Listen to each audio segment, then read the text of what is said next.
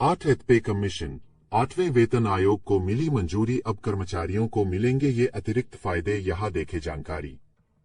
देश में जितने भी सिविल सेवक वेतन या पेंशन प्राप्त करते हैं, उन्हें प्रत्येक माह भुगतान की जाने वाली राशि एक निश्चित प्रणाली के आधार पर निर्धारित की जाती है, जिसे हम वेतन आयोग के नाम से जानते हैं। आपको बता दें कि वर्तमान में सरकारी कर्मचारियों और पेंशनभोगियों को 7वें वेतन आयोग के अनुसार वेतन मिल रहा है और यह श्रम शुल्क समय के साथ बढ़ता जाता है। आपको बता दें कि जब वेतन आयोग बदलता है या बढ़ता है तो इससे कर्मचारियों को काफी फायदा होता है, क्योंकि इसके साथ ही कर्मचारियों की सैलरी बढ़ती है और उन्हें अतिरिक्त वेतन भी दिया जाता है। ऐसे में सभी कर्मचारी अभी भी 8वें वेतन आयोग के लागू होने का इंतजार कर रहे हैं, तो यहाँ इससे जुड़ी अहम जानकारी दी गई है। ऐसे में आपको आर्टिकल पढ़ना जारी रखना चाहिए। 8वां भुगतान आयोग।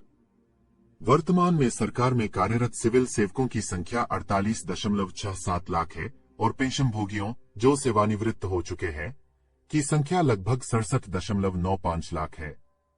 कृपया ध्यान दें कि यह आंकड़ा पूरे देश का है, इसलिए उनका वेतन और पेंशन सभी 7 वेतन कमीशन के आधार पर प्रदान किया जाता है। अब बढ़ती महंगाई के कारण सभी कर्मचारी 8वें कमीशन जारी होने का इंतजार कर रहे हैं। हाल के दिनों में सरकार ने यह भी बयान दिया है कि कर्मचारियों को सहायता प्रदान करने के लिए 8वां वेतन आयोग जल्द ही लागू किया जाएगा। बहरहाल 10 साल पहले 28 फरवरी 2014 को 7वें वेतन आयोग की स्थापना हुई थी। ऐसी स्थिति में 8वें भुगतान आयोग को लागू करना आवश्यक है, क्योंकि अंतिम भुगतान आयोग को काफी समय बीत चुका है। 8वां वेतन आयोग कब लागू होगा?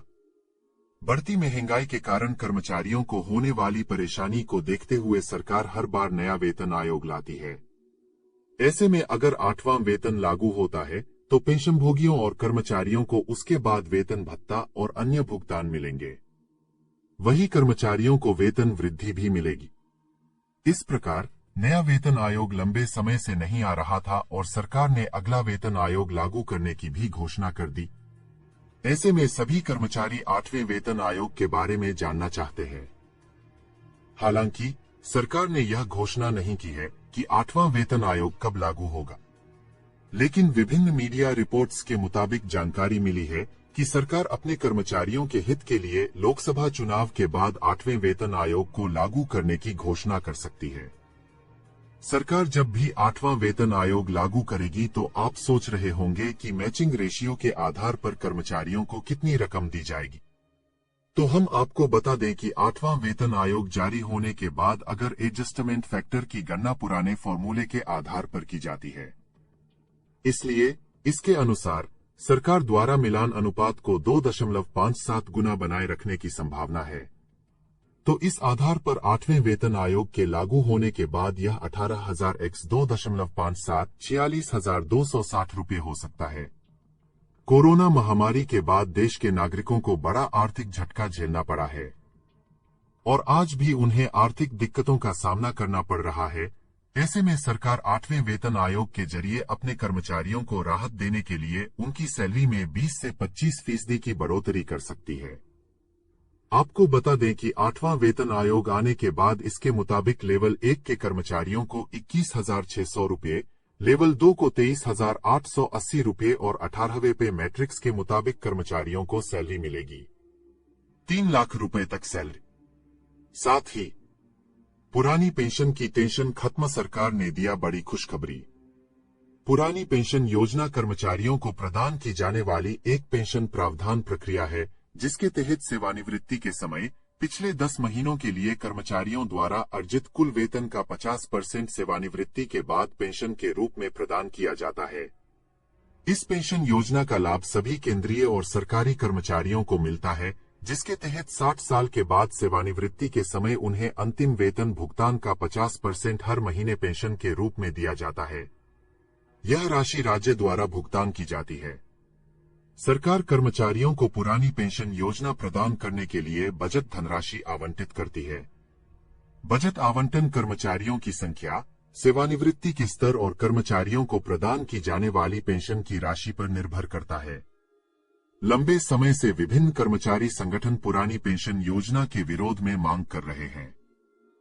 कर्मचारी संगठन जगह जगह धरना प्रदर्शन कर सरकार से पुरानी पेंशन योजना बहाल करने की मांग कर रहे हैं। अब इन कर्मचारी संगठनों ने सरकार को चेतावनी दी है कि अगर सरकार ने समय रहते पुरानी पेंशन योजना पर प्रभावी कार्रवाई नहीं की तो वे देश भर में व्यापक आंदोलन की तैयारी करेंगे, जिसके लिए सरकार जिम्मेदार होगी। 2004 में सरकार ने पुरानी पेंशन योजना को बंद कर दिया और राष्ट्रीय पेंशन योजना शुरू की। इसके बाद से कर्मचारी पुरानी पेंशन योजना की बहाली की मांग कर रहे हैं। अब पुरानी पेंशन योजना के तहत कर्मचारियों को अंतिम वेतन भुगतान का 50% सेवानिवृत्ति के बाद पेंशन के रूप में दिया जाता है, जबकि राष्ट्रीय पेंशन योजना के तहत उनके वेतन का केवल एक हिस्सा, लगभग 10 से 20% राशि ही दी जाती है। कर्मचारियों को पेंशन के रूप में राष्ट्रीय पेंशन योजना बाजार के जोखिमों के संपर्क में रहती है, इसलिए देश भर के सभी श्रमिक संगठन पुरानी पेंशन योजना को फिर से शुरू करने की मांग कर रहे हैं। पुरानी पेंशन योजना के तहत कर्मचारियों को गारंटीशुदा पेंशन मिलती है, जबकि राष्ट्रीय पेंशन योजना में ऐसा कोई प्रावधान नहीं है। पुरानी पेंशन योजना के तहत कर्मचारियों को उनके अंतिम वेतन का 50% पेंशन के रूप में मिलता है। पुरानी पेंशन स्कीम में डीए के हिसाब से बढ़ोतरी की जा सकती है। राष्ट्रीय पेंशन योजना के विपरीत पुरानी पेंशन योजना पर कोई बाजार प्रभाव नहीं है। कर्मचारी की मृत्यु की स्थिति में परिवार के अन्य सदस्य पुरानी पेंशन योजना का लाभ ले सकते हैं। सेवानिवृत्त कर्मचारी के परिवार को वित्तीय सहायता प्रदान की जाती है। सरकार द्वारा प्रकाशित बजट में राष्ट्रीय पेंशन योजना और पुरानी पेंशन योजना के लिए बजट आवंटित किया जाता है।